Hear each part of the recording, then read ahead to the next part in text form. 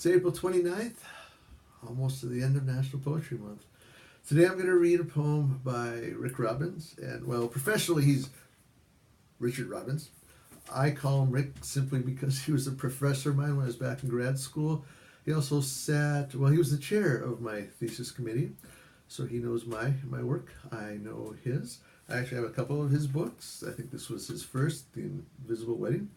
But I'm going to read from famous persons we have known. I mean, because it's got, like there's Frankenstein and the werewolf.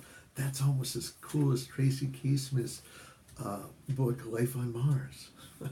So the poem I'm reading today is Lon Chaney Jr. at the supermarket in Capistrano Beach. You'd see them now and then on the fringe of their stardom.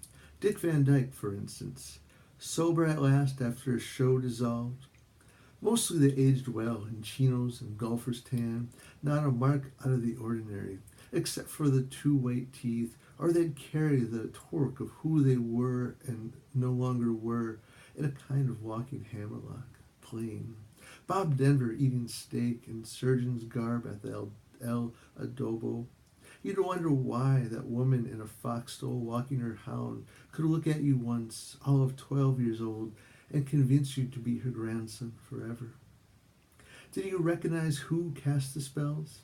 Would they someday reveal themselves like the gray man behind you at checkout, shuffling forward with all of us, quiet, eyeing his eggs for cracks and counting his milk, heaping bananas high against the night curse of leg cramps?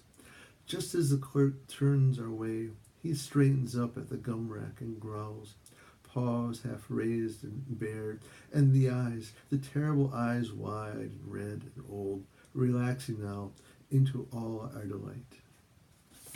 That was a poem by Richard Robbins from his book, Famous People We Have Known.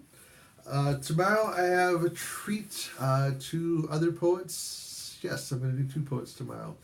Because if anyone caught on, I missed yesterday. So tomorrow, the last day of National Poetry Month, I am going to feature not one, but two different poets. And actually have a couple poets reading their own work for me. So until then, take care.